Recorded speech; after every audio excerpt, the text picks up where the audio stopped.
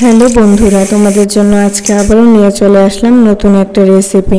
ডিম কষার রেসিপিটা দেখতে থাকো। প্রথমে ডিমগুলোকে সেদ্ধ করার জন্য বসিয়ে দিলাম। ডিমগুলো সেদ্ধ হয়ে যাওয়ার পর সেগুলোর খোসা ছাড়িয়ে নেব। এরপর একটা কাঁটা চামচ কিংবা ছুরির সাহায্যে ডিমগুলোর মাঝে মাঝে একটু একটু ছিদ্র করে দেব, যেন তেল ও মশলা খুব ভালোভাবে ভেতরে ঢোকে। তারপর কড়াইতে দিয়ে দিলাম সর্ষের তেল। সর্ষের তেলটাকে কিছুক্ষণ ধরে গরম করে নেব। সর্ষের তেল গরম হয়ে গেলে সেদ্ধ করে রাখা ডিমগুলোর মধ্যে হলুদ ও নুন দিয়ে ভালো করে মেখে নেব। ডিমগুলোকে মেখে নিয়ে তেলের মধ্যে ছেড়ে দেব। নুন হলুদ মেখে রাখা ডিমগুলো প্রত্যেকটাই একে একে তেলের মধ্যে ছেড়ে দিলাম। তেলের মধ্যে দিয়ে কিছুক্ষণ ভেজে নেব। আমি তো যে কোনো ডিম কারি রান্না করার সময় একটু ডিমগুলোকে বেশি ভাজলেই পছন্দ করি। তোমরা যদি ডিম ভাজাটা কম পছন্দ করো তাহলে একটু কম সময় ধরে ভেজে আমি এই ডিমগুলিকে তুলে নিলাম। আমি প্রতিটা রেসিপি অত্যন্ত সহজ সরলভাবে দেখানোর চেষ্টা করি, যেন যারা নতুন রান্না শিখছে তাদের জন্য যেন অত্যন্ত সুবিধা হয়। তারপর ডিম ভাজার যে তেলটা ছিল সেই তেলের মধ্যে দিয়ে দিলাম এলাচ ও দারচিনি। এরপর দিয়ে দেব পেঁয়াজ বাটা। পেঁয়াজ বাটাটা দিয়ে কিছুক্ষণ কষিয়ে নেব।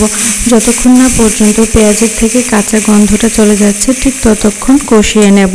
পেঁয়াজটা ভালো করে কষিয়ে হয়ে গেলে তারপর আমরা দিয়ে দেব একটা আগে থেকে বেটে রাখা মশলা। যে মশলাটার মধ্যে রয়েছে সামান্য আদা, ধনে গুঁড়ো, জিরে গুঁড়ো ও শুকনো লঙ্কা।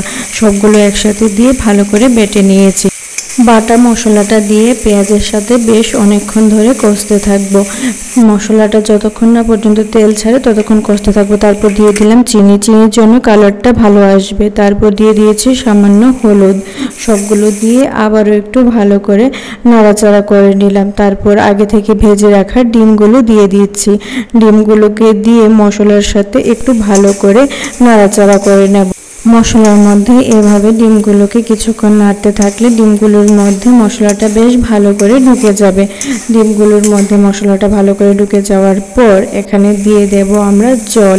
জলটা এখানে অল্প পরিমাণেই ব্যবহার করব, কারণ আমরা এখানে এটা ডিম কষা বানাচ্ছি। এখানে যে পরিমাণ জলটা দেখতে পাচ্ছ সেটা কিন্তু একটু পরেই ফুটতে শুরু করবে এবং কিছুক্ষণ বাদে এটা শুকিয়েও যাবে। তার সামান্য পরিমাণে নুনও দিয়ে দিয়েছি। নুন যদিও বা ডিমগুলো ভাজার সময় দিয়েছিলাম, তাই জন্য এখানে আবার অল্প পরিমাণে নুন দিয়ে দিয়েছি।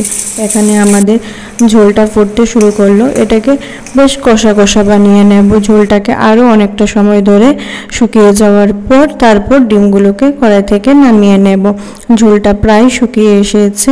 এবার এটাকে নামিয়ে নেব। আমি শেষে আর কোনো ধরনের গরম মশলা ইউজ করিনি, কারণ আমার তেলটা ফোড়ন দেওয়ার সময় আমি ওটার মধ্যে গোটা গরম মশলা দিয়ে দিয়েছিলাম।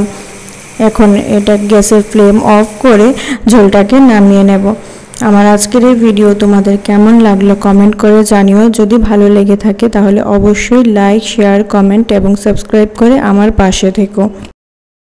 আর কমেন্ট করে জানিও কার ডিমের পাতলা ঝোল খেতে ভালো লাগে আর কার কার ডিম কষা ভালো লাগে।